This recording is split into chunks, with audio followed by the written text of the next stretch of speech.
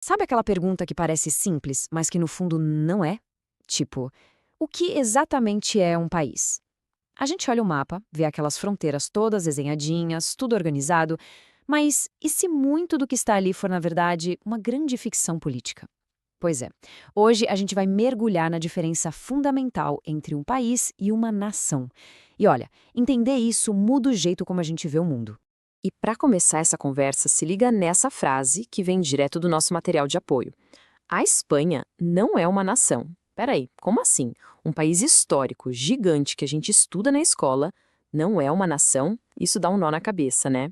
Se a Espanha não é uma nação, então ela é o quê? E a pergunta mais importante: quantos outros lugares que a gente chama de país também se encaixam nessa mesma situação? É por aí que a nossa análise de hoje vai. Então, o primeiro passo aqui é decifrar esse código. País, nação. A gente costuma usar como se fosse a mesma coisa, certo? Mas não são. E é justamente nessa diferença que está a chave para entender um monte de conflitos e tensões que a gente vê por aí. Olha só que analogia interessante para a gente entender isso. Pensa que o país é o hardware de um computador. É a estrutura física, sabe? As fronteiras, as leis, a máquina do governo. Agora, a nação é o software. É a cultura, são os valores, a língua. É o sistema operacional que faz as pessoas se entenderem. E qual é o grande problema? É quando tentam forçar vários softwares culturais que muitas vezes são incompatíveis a rodar no mesmo hardware. O resultado? O sistema trava o tempo todo. E aqui está o ponto central. Uma nação de verdade, ela nasce de uma homogeneidade que é espontânea. Não dá para criar por decreto, sabe? Com uma lei. São os valores e a cultura em comum que funcionam como uma cola social, que dão a um povo a capacidade de se organizar e de se defender. Agora, quando essa cola não existe, ou quando ela começa a se dissolver, o que impede a estrutura toda de desmoronar? E essa preocupação, olha, não é nem um pouco nova. O material de pesquisa nos leva lá para a Grécia Antiga. O próprio Aristóteles já tinha sacado isso. Ele aconselhou Alexandre o Grande a tomar cuidado para não misturar demais os costumes estrangeiros. Por quê? Porque ele sabia que forçar culturas diferentes a se fundirem podia destruir a coesão que mantinha a sociedade grega de pé. A história parece que gosta de se repetir, né? Bom, se as nações se formam de um jeito orgânico, como é que a gente acabou com esses mapas cheios de linhas retas super artificiais? A resposta está num princípio jurídico que basicamente congelou a história em um determinado momento. O nome é complicado, ut possidetis juris, mas a ideia por trás é bem simples e, na verdade, bem brutal. Em bom português, quer dizer o que você tem agora, você continua tendo. Foi como apertar o botão de pause na história, transformar linhas de batalha que eram temporárias em fronteiras permanentes de países, principalmente depois da descolonização. E o detalhe, sem perguntar nada para quem vivia ali. E a trajetória desse princípio é fascinante. Ele nasceu lá no direito romano para resolver briga de vizinho por um pedaço de terra.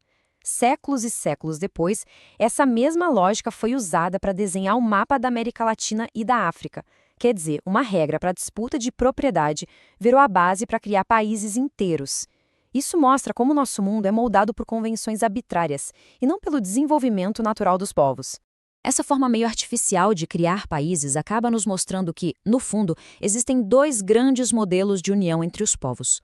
Um nasce da cooperação, da defesa mútua. O outro nasce da conquista e da pilhagem. Funciona assim. De um lado, a gente tem o modelo de confederação, comunidades que se juntam por vontade própria para se proteger, mas cada uma mantém sua autonomia. Do outro lado, o modelo expansionista. Aí é um poder central que sai unindo todo mundo à força, não para proteger, mas para extrair riquezas. E é nesse segundo modelo, argumentam as fontes, que nasce a instabilidade, porque ele força grupos incompatíveis a viverem sob as mesmas regras, gerando um conflito interno que parece não ter fim.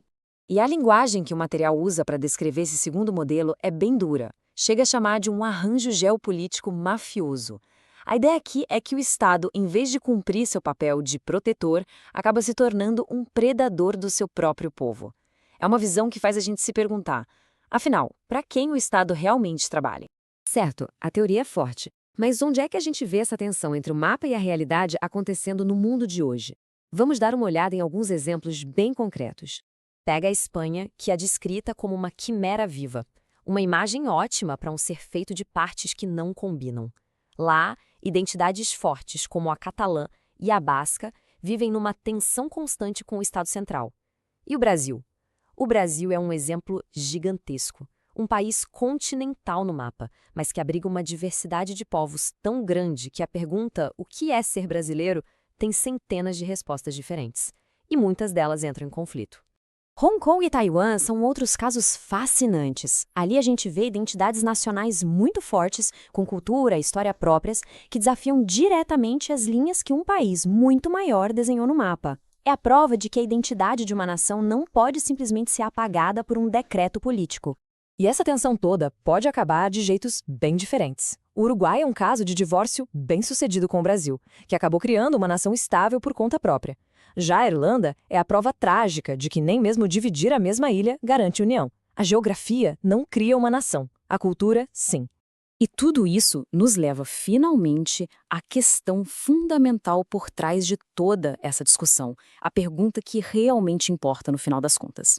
E a pergunta é esta: se um país não é uma nação, o que é que realmente une as pessoas que vivem dentro dessas fronteiras? São só as leis? É um governo? Ou será que essa união toda que a gente imagina que existe é, na verdade, muito mais frágil do que a gente pensa? A resposta para essa pergunta pode definir o futuro de todos nós. Fica aí a reflexão.